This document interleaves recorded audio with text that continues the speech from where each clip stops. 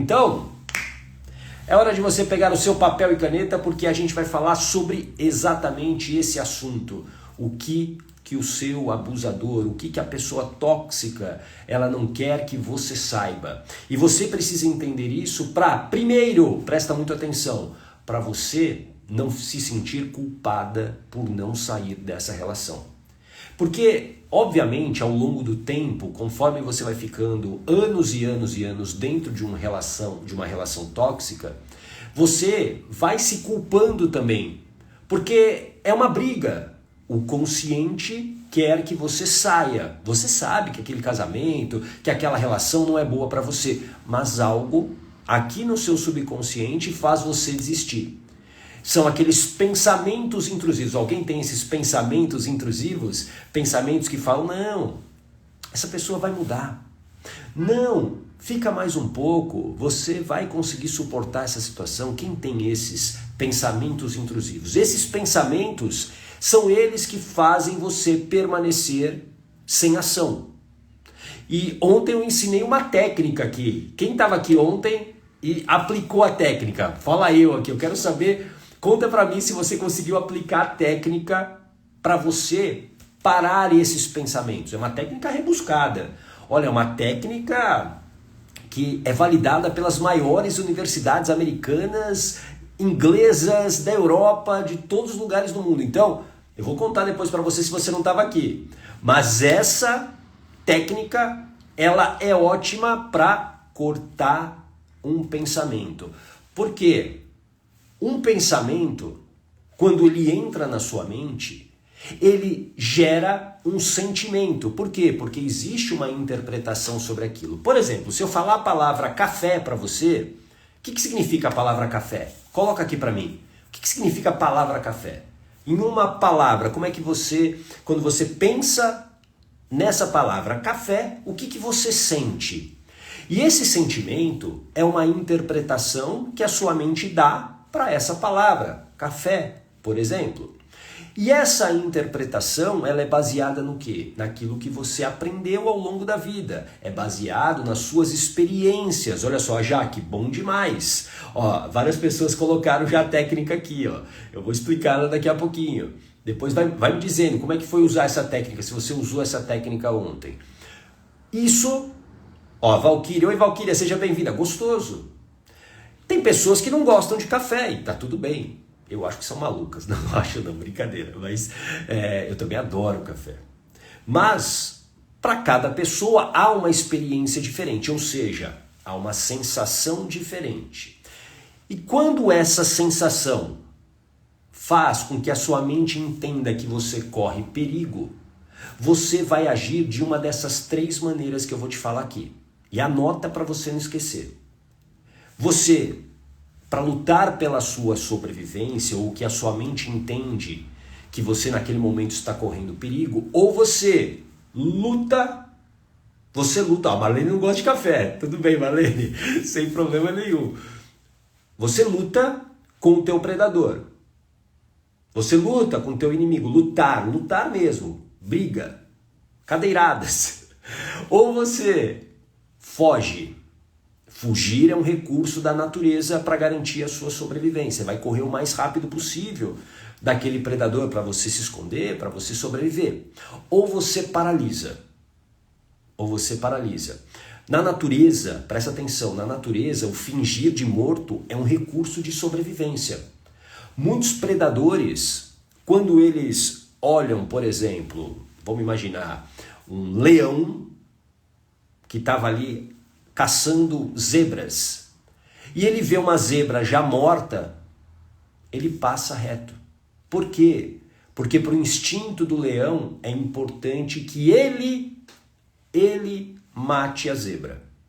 Então, a paralisia é um recurso da natureza. Então, me fingir de morto é um recurso de sobrevivência. Então, você age dessas 3 maneiras. Então todo pensamento gera um sentimento e cria uma ação dependendo se aquela interpretação é de risco.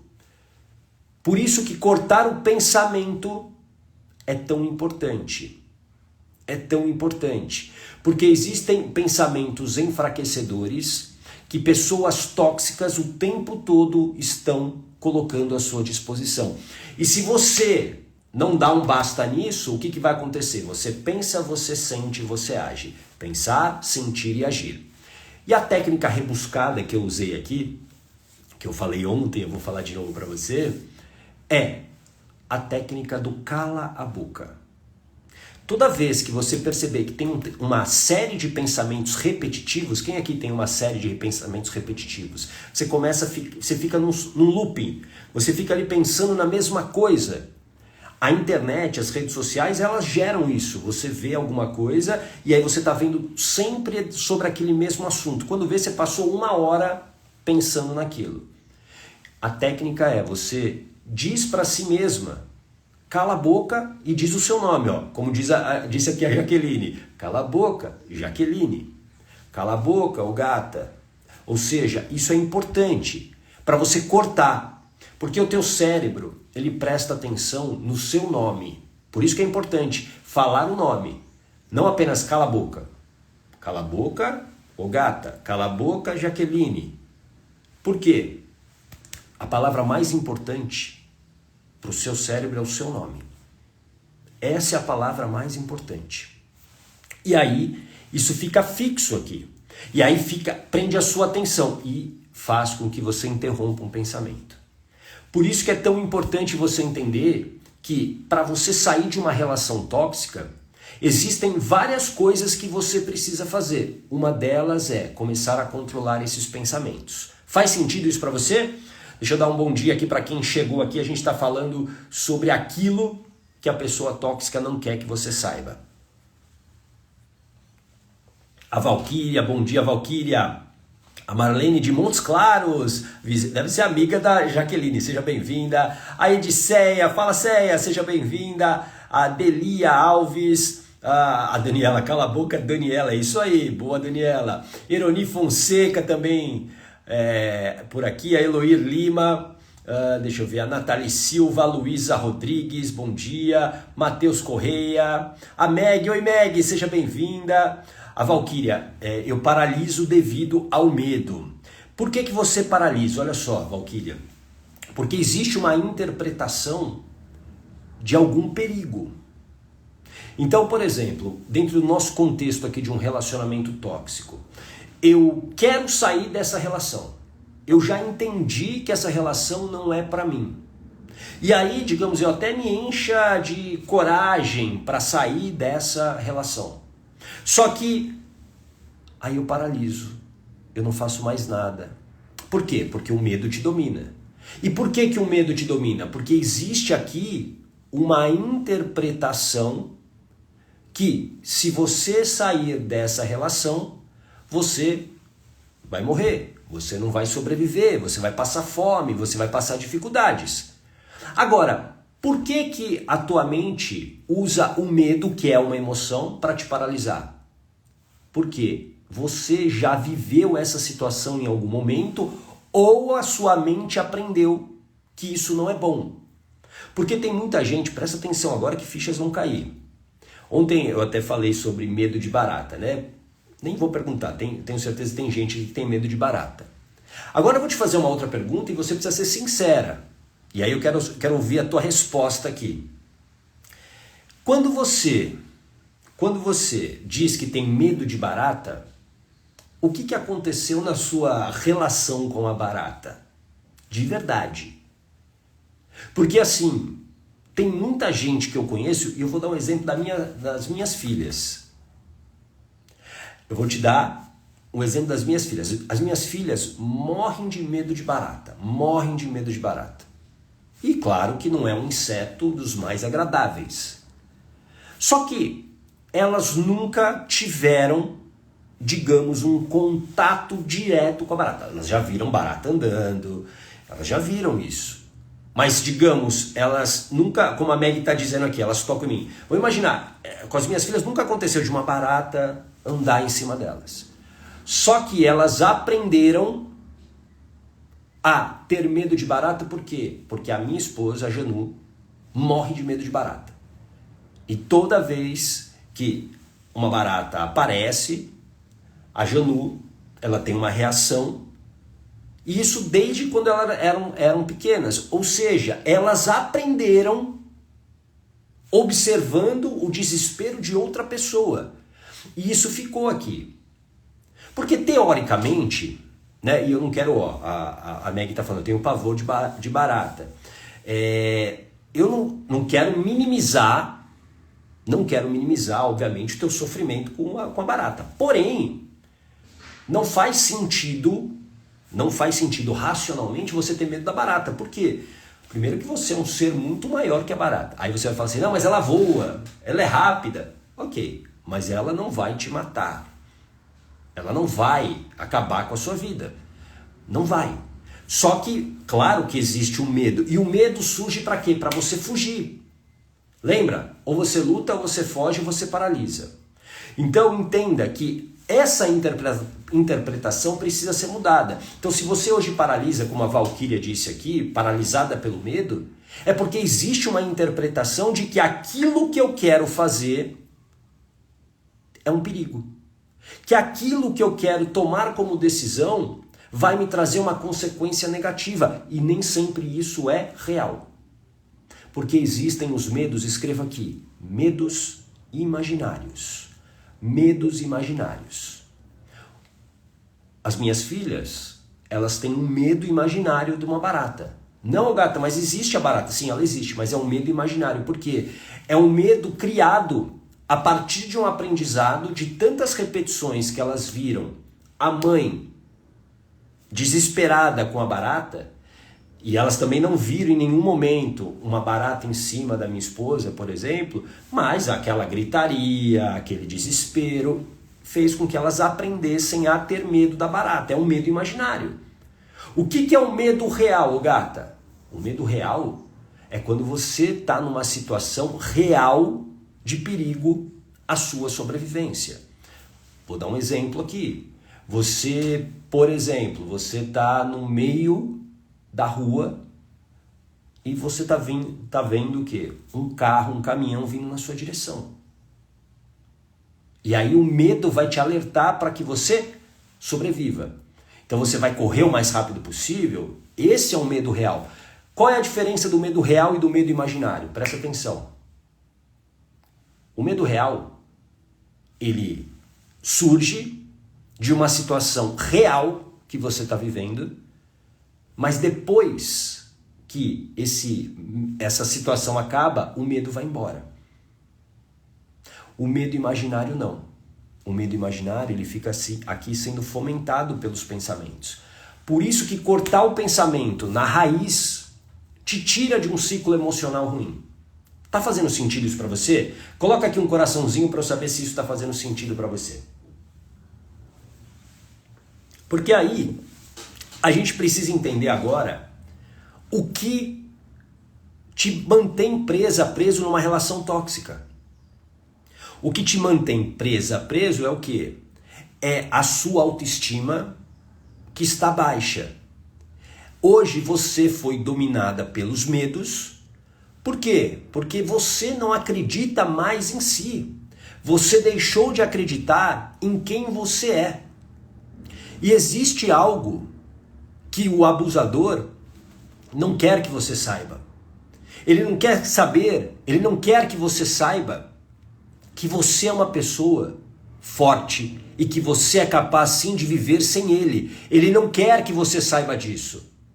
Então o que ele faz? Ele ataca ainda mais a sua autoestima. Ele bate ainda mais na sua autoestima, porque ele não quer que você se fortaleça. Então ele vai bater mais em você, ele vai te desvalorizar ainda mais, ele vai fazer com que você se sinta a pior pessoa do mundo cada vez mais. Por quê? Porque ele não quer que você olhe para si e veja a força que você tem. E mesmo agora que você está machucada, mesmo agora que você está talvez sem forças para reagir, entenda que você não é essa pessoa que está vivendo uma relação tóxica. Você não é essa pessoa que aceitou a desvalorização, a depreciação como uma norma. Você não é isso. Você é alguém que tem uma força incrível, que tem uma história incrível e que tem muita coisa ainda para viver. Só que o abusador não quer que você descubra isso. Por isso que ele cria muitas vezes palavras, e palavras que são ditas por repetição, para que você comece a acreditar. E aí, de tanto você ouvir essas palavras, o seu subconsciente vai criando aqui um novo caminho neural. Um novo caminho para que você acredite que você não é tão bom o suficiente, que você depende dele para sobreviver, que você não vai ser capaz de viver sozinha. Por isso que você precisa cortar os pensamentos na raiz. A técnica do cala-boca é uma técnica extremamente eficiente, porque é você o tempo todo no controle, no domínio. Então, só que você precisa começar a se perceber. Isso é um processo também. Estar mais no presente. Ah, Gato, eu não consigo porque minha mente é muito acelerada. Você precisa começar a desacelerar. Como que você começa a desacelerar? Você hoje talvez esteja o quê? Carregando muitos pratos. Quem aqui se sente assim?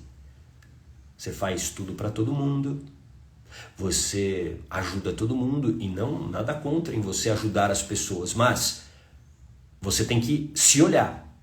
É por isso que eu abro todos os dias aqui o Mentalidade Ogata falando essa frase. Que bom que você está aqui, que bom que mais uma vez você decidiu, você escolheu se priorizar. Porque você só vai mudar a sua vida se você for a pessoa mais importante dela. Faz sentido isso para você?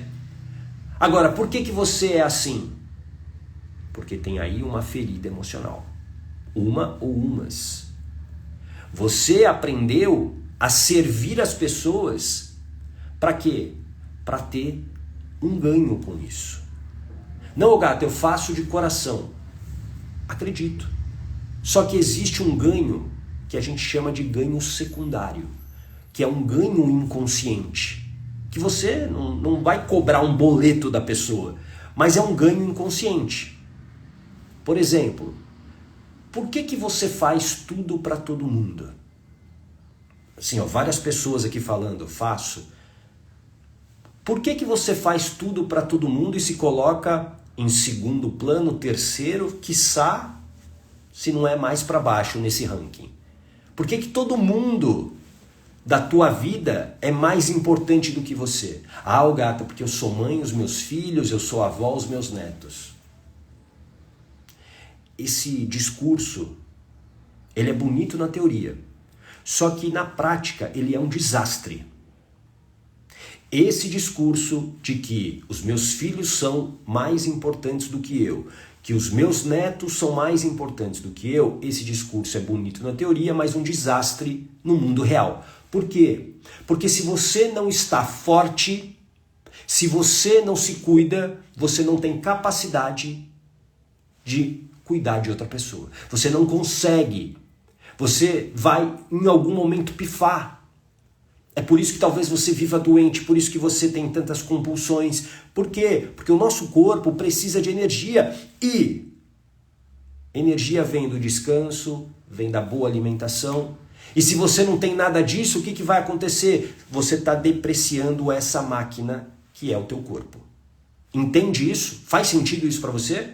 Então esse discurso é lindo na teoria, mas um desastre na realidade. Agora, por que você não consegue se priorizar? Por que você coloca todo mundo na frente? Por que você cuida da vida de muitas pessoas? E aí, claro que você, quando vai olhar para a sua vida, você não vai ter forças. Você não vai ter energia para isso. Não tem fórmula mágica. Não tem fórmula mágica. E por quê? Porque tem um ganho secundário quando você está o quê? Se doando a outra pessoa. Porque olha só, quando você se doa a outra pessoa, você se torna o quê? Necessária. Faz sentido isso para você? Você se torna necessária. Puxa, e para quem está recebendo isso, por exemplo, de você, pô, que legal. A Fátima é uma pessoa que faz tudo para mim. Nossa, a Fátima é uma pessoa que eu quero que fique perto de mim. Isso anestesia a sua ferida do abandono ou a sua ferida da rejeição. Por quê? Porque em algum momento você viveu a dor da rejeição ou do abandono e aquilo ficou uma marca, virou o quê? É como uma impressão aqui no seu subconsciente. Opa, dói demais ser abandonada. Opa, dói demais ser rejeitada. E a mente, que quer sempre garantir a tua sobrevivência, o que ela faz? Não podemos ser abandonadas ou rejeitadas, porque a dor é muito forte. E aí com isso o que acontece? Você aprende. Por exemplo, quando você, talvez você tomou injeção pela primeira vez na sua vida, doeu, não doeu? Doeu. Depois disso, e normalmente quando a gente toma injeção, né, ou uma vacina, somos bebês muitas vezes, né? E para o bebê, aquela dor é um impacto muito grande. Pode parecer besteira, não, é pela saúde. Tudo bem, é pela saúde, mas o impacto daquela dor, daquela agulha entrando no bumbum ou no braço, dói. E tem ali uma emoção, uma tristeza, um desamparo. Você, depois que você tomou a primeira injeção, você vai, por exemplo, para a farmácia. Opa, hoje eu tô a fim de tomar uma injeção. Eu adoro tomar injeção. Alguém aqui adora tomar injeção? Não. Ninguém. Eu, pelo menos, não conheço. E se você é uma dessas pessoas, eu quero conversar depois com você, porque eu quero entender a sua mente. Mas eu tenho certeza que não, que ninguém. Por quê? Porque ficou um aprendizado aqui, que aquilo dói. E aí você vai evitar aquela injeção. E isso é importante que você entenda, por quê? Porque esse aprendizado que você viveu lá na infância, da gestação, ou na gestação, de um abandono ou de uma rejeição, faz com que você não queira reviver isso inconscientemente. Ó, Valquíria, no meu caso, meu trauma é ir ao dentista. Sim, claro. As pessoas acham que a criança tem que ser forte, que a criança ela tem a capacidade, muitas vezes, de lidar com com aqueles desafios que ela tem. E não é. E não é assim. E aquilo tem um impacto, sim.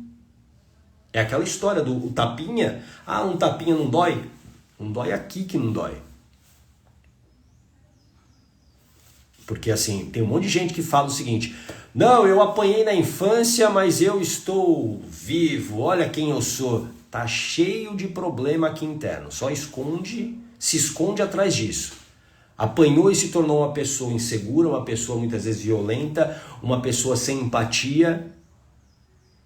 Tá todo, desculpa o termo aqui, eu não gosto de falar esses termos, mas tá todo cagado por dentro, entendeu?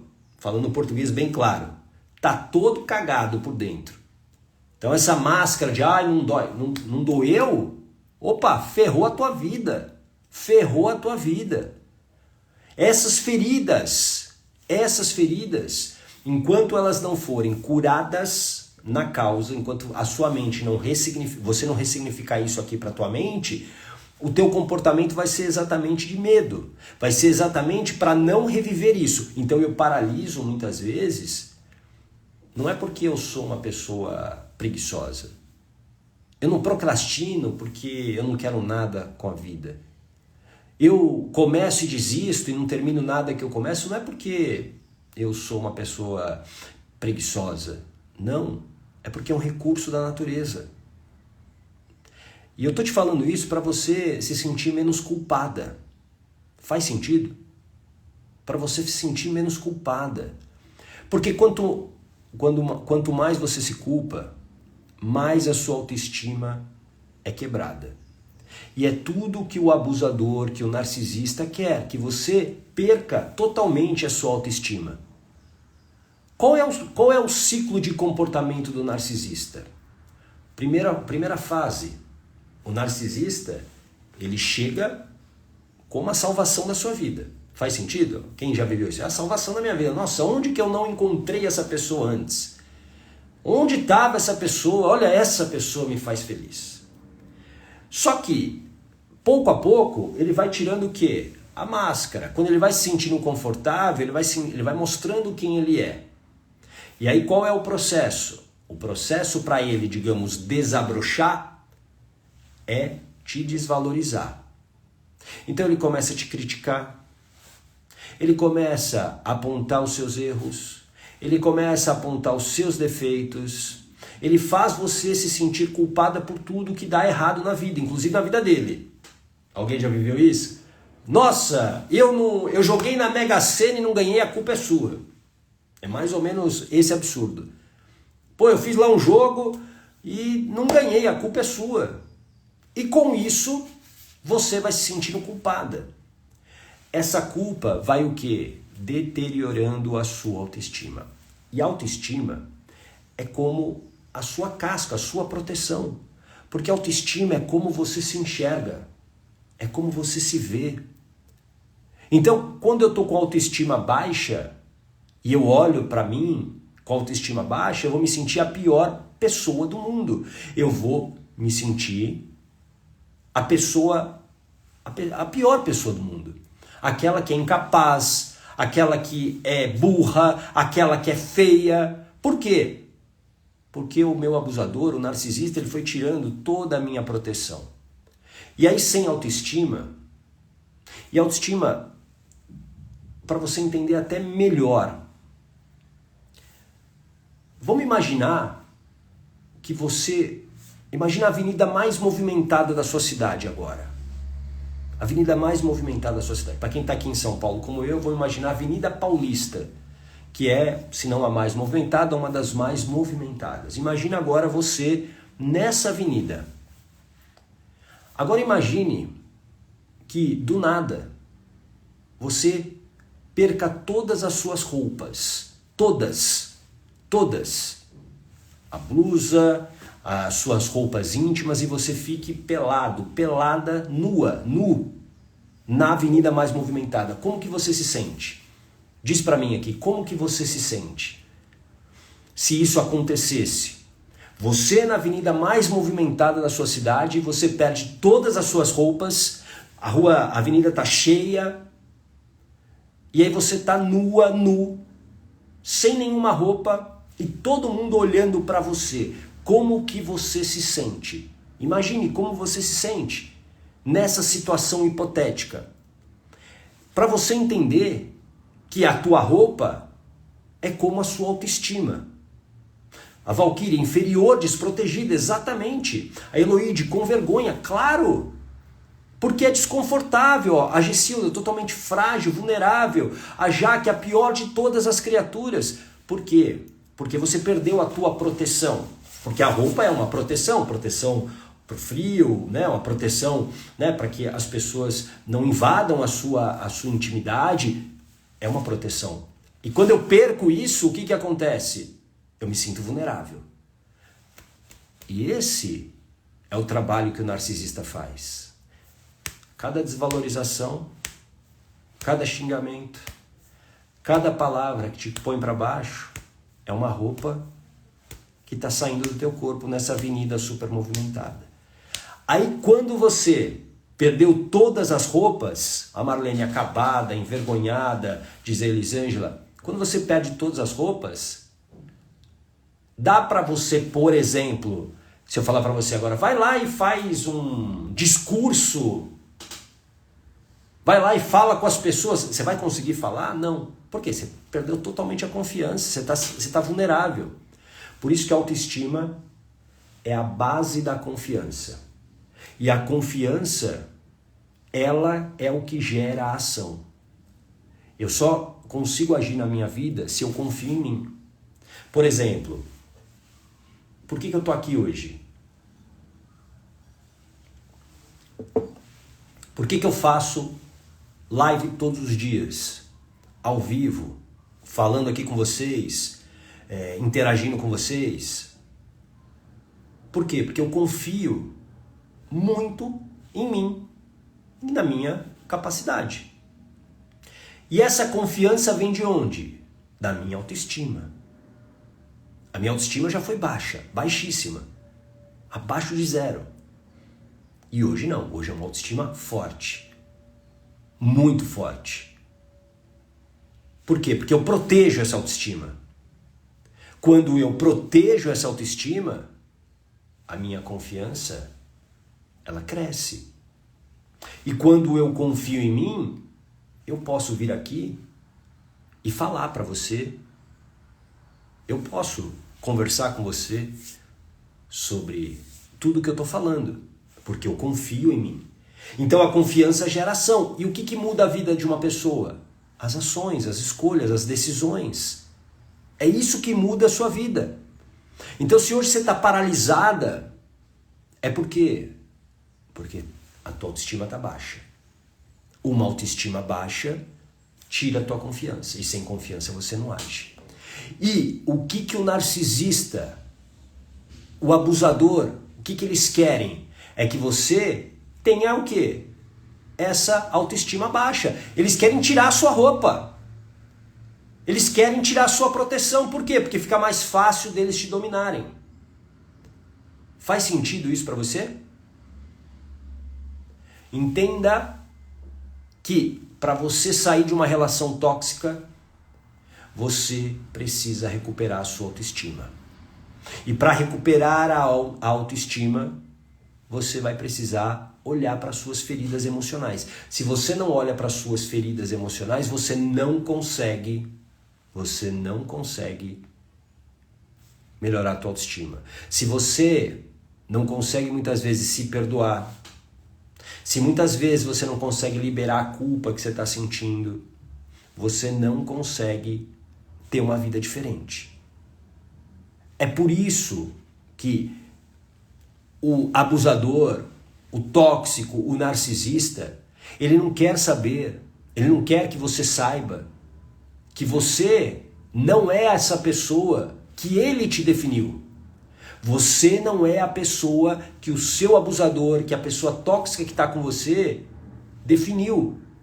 Você não é a cada palavra que ele diz para você te desvalorizando. Você não é cada frase que te machuca que ele diz para você. Você não é isso. Só que nesse momento você está tão fragilizada que você está acreditando que é. Você talvez hoje esteja duvidando da sua própria capacidade. Você está duvidando da sua própria força. Por quê? Porque você está sendo convencida diariamente nessa relação tóxica. Ou seja, você está se intoxicando com essas palavras. E você precisa tomar uma decisão. Você precisa dar um basta nisso. Então escreve aqui, basta. Basta. Basta. Dá um basta nisso. Chega. Você não pode mais aceitar essa relação, porque essa relação, e como eu sempre digo, relação tóxica, ela tem a ver não apenas com relacionamento amoroso, mas ela tem a ver com a relação que você tem com seus pais, com seus irmãos, com seus amigos, com familiares. A pessoa tóxica, normalmente é a pessoa mais próxima a você, ou uma das mais próximas a você. Você não vai se intoxicar com uma pessoa que você encontrou hoje na padaria. Imagina que você vai na padaria e você encontra uma pessoa que está num dia terrível. E essa pessoa te distrata. Você talvez fique chateado naquele momento, você talvez reaja. Mas aquilo vai embora. Aquilo vai embora. Só que se você todo dia está sendo ali distratada por alguém que te conhece, por alguém que conhece as tuas fragilidades, porque a pessoa tóxica, a pessoa abusiva, o narcisista, ele só vai te afetar por quê? Porque você deu intimidade. Porque em algum momento essa pessoa entrou na sua vida. Algumas pessoas entram na nossa vida porque, enfim, nascemos naquela família e assim é. Mas existem pessoas que você dá permissão. E claro que também para essas pessoas mais próximas como a família, você Hoje, adulta pode dar a permissão ou não. É você que precisa estabelecer o limite.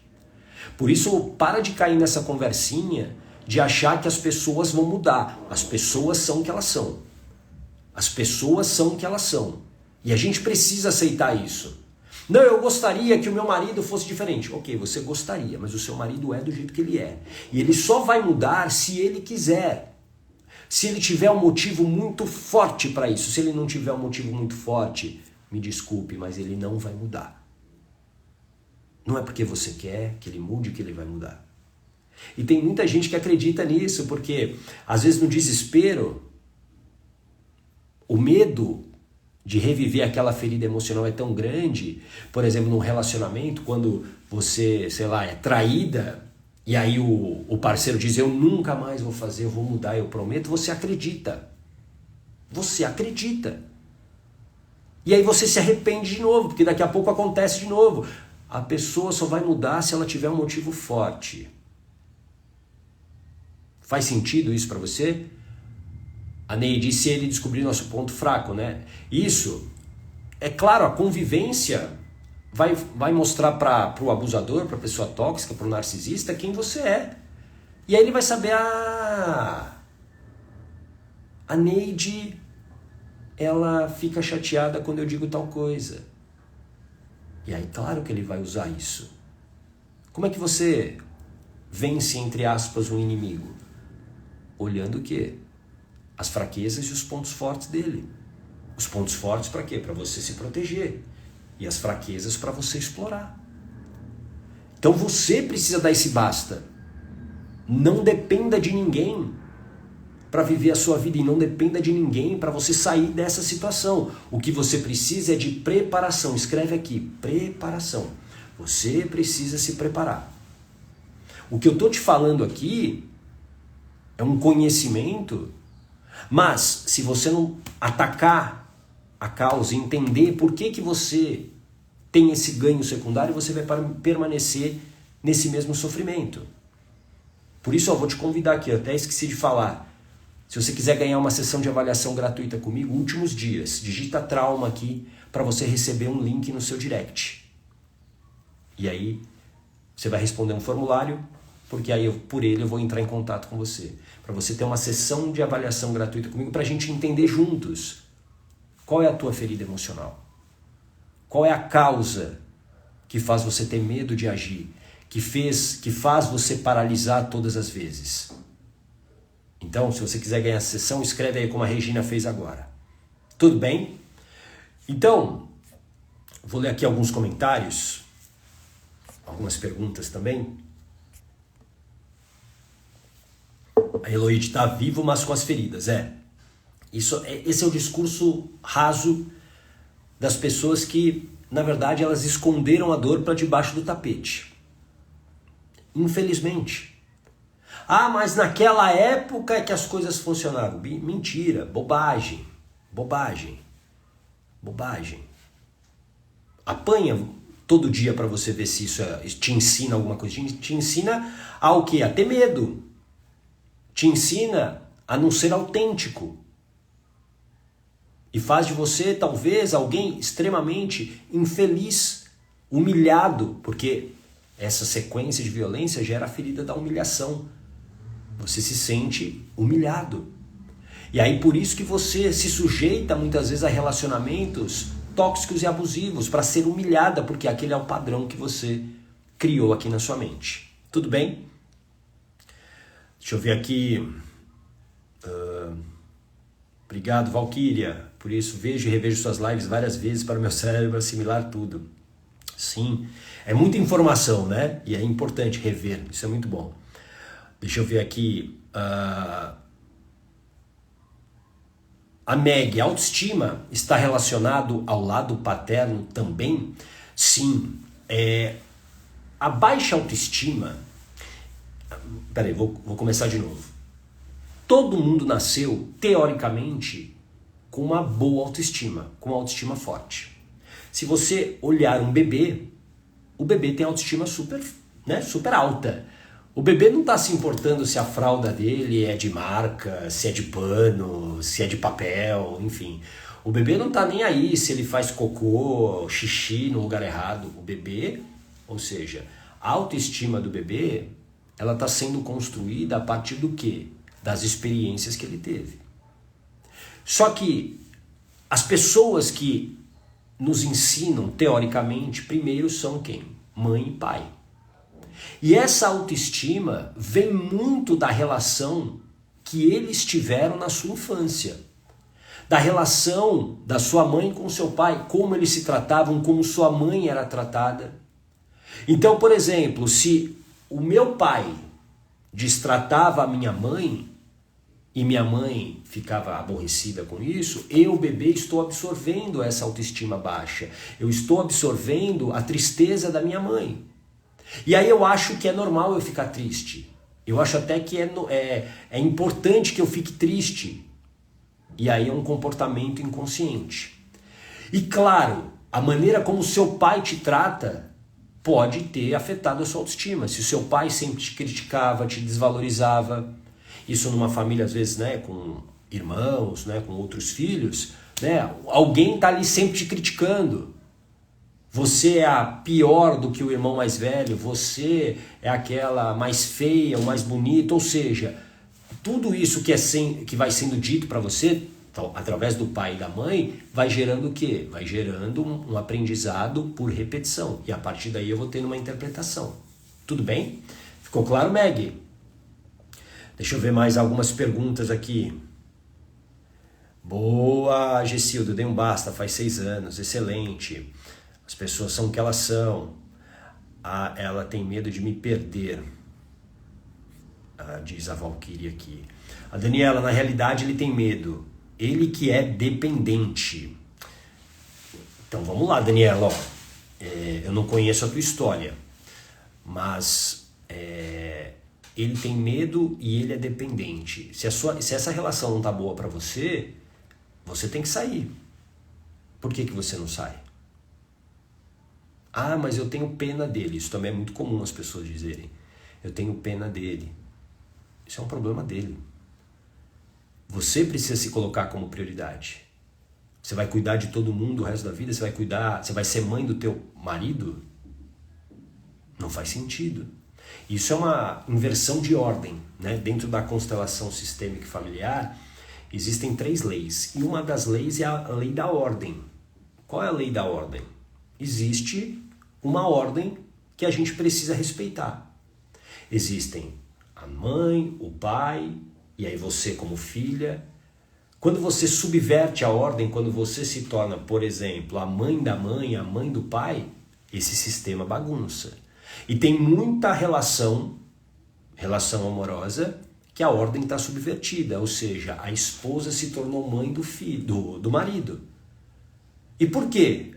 Porque, por exemplo, tem a ver muitas vezes com a ferida da injustiça, a ferida da traição, porque aquela dor foi tão grande, eu não quero reviver aquilo, e aí eu quero ter o controle de tudo. Então ter alguém para eu controlar, por exemplo, se você tem um filho pequeno, você controla ele, faz sentido? Quando você começa a ter eu agora tenho 2 filhas adolescentes, eu já não controlo tanto, né? Controlo ainda bastante. E vai ter um momento que eu não vou controlar nada. E a vida é assim. Então, assim, ter uma criança para você controlar é importante para você curar a tua ferida. Então, assim, se ele é dependente de você, é porque você hoje está dominando essa situação. E isso é um ganho secundário para você. Faz sentido isso? A Gessilda, ótima pergunta. E como agir com amizades tóxicas? Da mesma maneira. Você precisa dar um basta. Infelizmente, existem amizades sim que são tóxicas, existem amizades com prazo de validade, e a gente precisa entender isso, é que a gente tem medo de se arrepender e medo de não pertencer, que é um medo que tem a ver com o que a gente viveu como espécie há milhares de anos atrás. Lá atrás, o Homo sapiens, que somos nós, ele era um ser insignificante dentro da cadeia alimentar. Né? É só a gente olhar para os animais, né, que a gente tem aí na cadeia alimentar. Nós somos mais fracos, menos velozes, e se você lutar sem nenhuma arma de fogo, digamos no braço, sei lá, com um urso você morre. Com um leão você morre, você não ganha, você não consegue. Por quê? Isso é da nossa natureza, certo?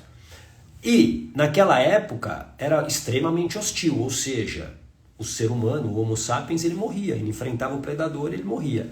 Quando ele começou a andar em bando, em grupo, ele entendeu que ele poderia vencer o predador, ele vencia o predador. E isso ficou como uma lição pra gente. Por isso que pra gente é tão importante estar em grupos.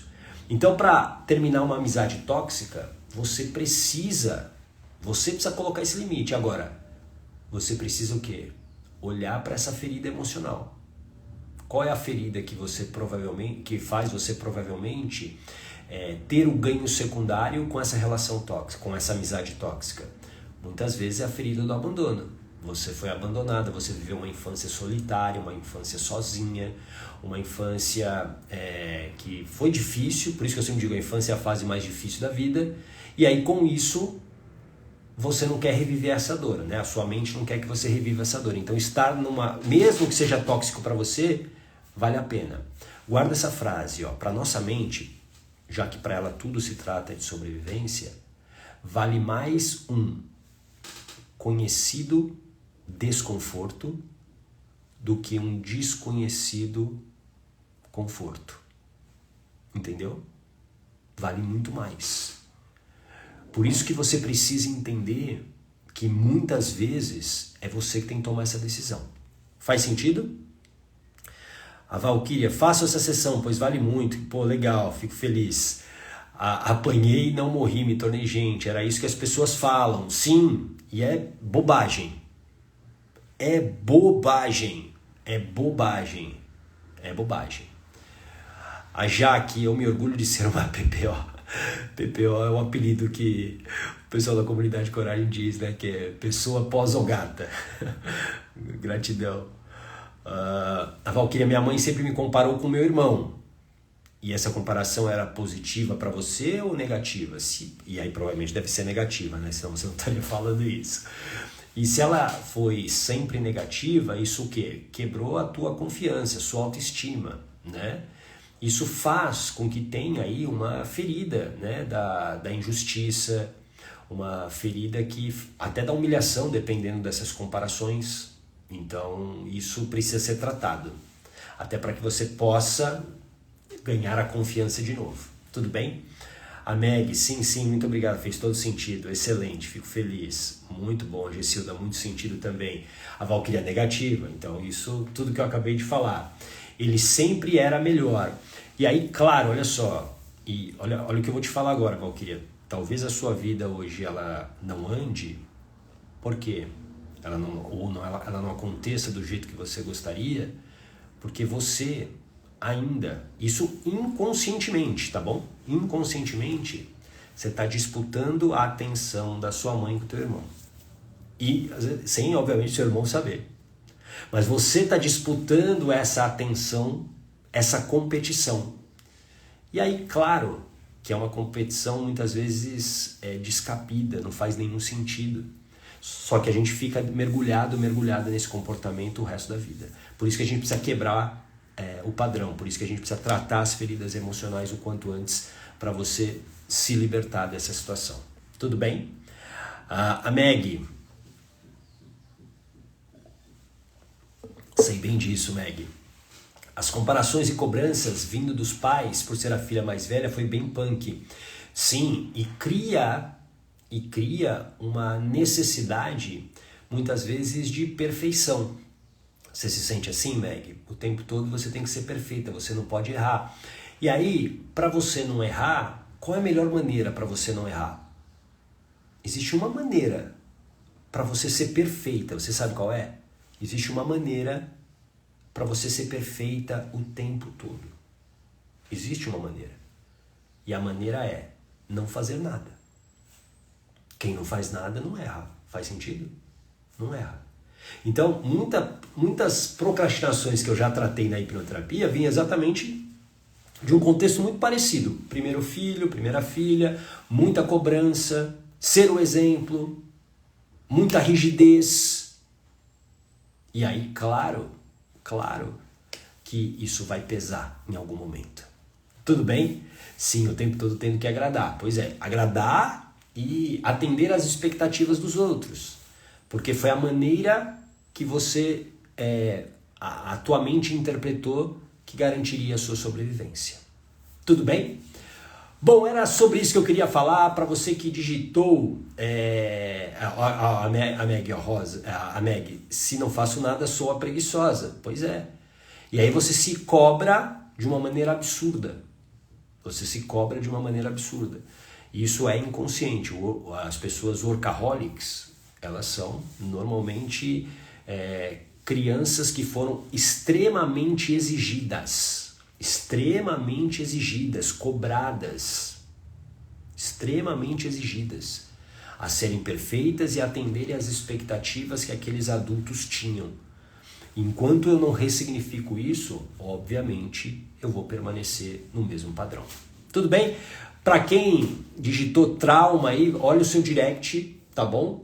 E aí você vai ter ali, clica no link, vai abrir um rápido formulário, eu preciso que você preencha para eu ter os seus dados, para eu poder entrar em contato com você. Tá bom? A gente se vê amanhã e amanhã a gente vai falar por que algumas pessoas insistem em te criticar. É sobre isso que a gente vai falar amanhã e eu vou mostrar para você como você sai dessa situação também. Tá bom?